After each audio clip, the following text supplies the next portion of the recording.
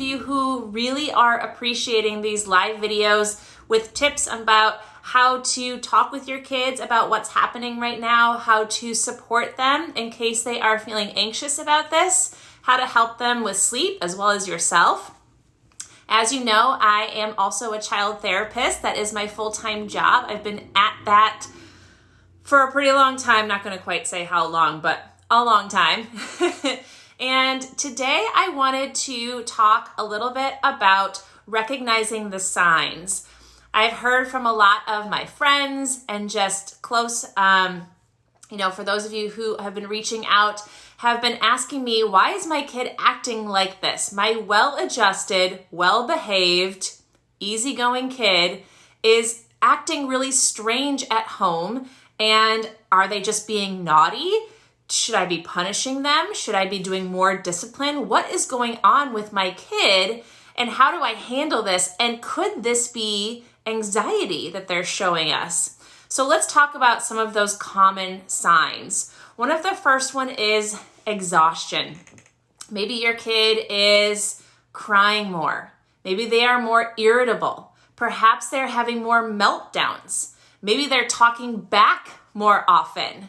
And these are a lot of signs, especially that irritability, talking back, having meltdowns, just being disrespectful. A lot of that is they're being naughty and they need to be sent to their room and they need to be grounded and they need to have discipline because they are behaving this way.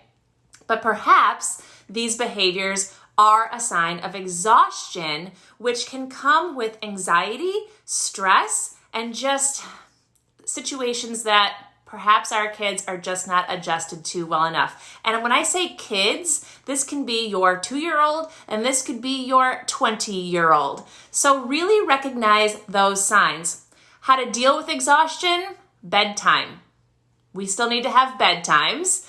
I know that we are letting our kids maybe stay up a little later, letting them sleep in, but think about having a bedtime. It's good for your sanity as well. And making sure that you have a true schedule throughout the day. Here at our house, we still have bedtime.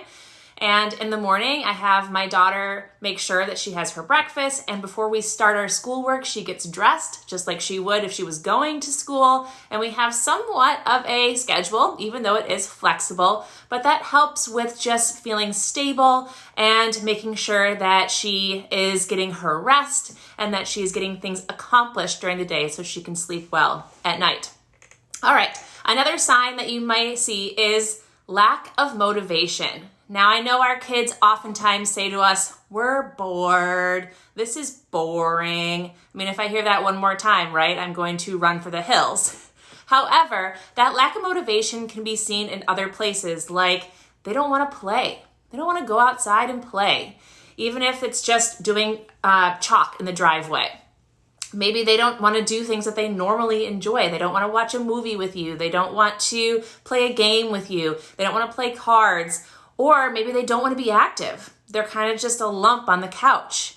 And that lack of motivation can be another sign that maybe they are feeling anxious. Maybe they are feeling the uncertainty of this time. And this is something that you want to talk with them about. Instead of saying, get up, go play, go do something, and creating more stress for them because of the tone of your voice, or perhaps you're maybe not quite understanding what's going on, tease it out with them. Talk with them about what's really going on. That lack of motivation could be coming from anxiety and stress. That last thing that you may be seeing is sleep regression or regression in general. Oftentimes when kids are feeling anxious, they will regress in sleep. They might regress in their academics. So what they understood 3 weeks ago in math, maybe they're not getting, or maybe they are not quite understanding, their reading is regressing. Like, why aren't they spelling this word right anymore? They used to 2 weeks ago. Perhaps for our little ones, regression in potty training. So that regression can be a sign that your child is feeling anxious. Talk with them about that. Instead of being upset that they aren't doing well academically, being upset that they aren't staying in bed, sleeping through the night, getting up in the morning early, coming into your room at night, talk with them about what's happening. The best thing that we can do for our kids right now is have open dialogue and conversation around the facts, around your feelings and their feelings. And if they are too little to name feelings, you name them for them. And just really being open to what these signs could be. Your kids aren't necessarily being naughty right now. Your kids aren't necessarily taking big leaps back. It's very possible that they are feeling anxious, and it's okay to talk with them about that. It doesn't mean that they are broken. It doesn't mean that this will last forever. It doesn't mean that they need to be medicated. It just means that you need to talk with them about what might be happening and be aware. Be a good parent and be aware of this change in behavior and have that open dialogue. If you have more questions or you're curious about how to work with your kids around anxiety, I'm here to help. I hope that this also served you well, and I'll keep popping in to offer any information I can and continue to wear my therapist hat. I hope that you all have a great day and a great weekend. Bye, guys.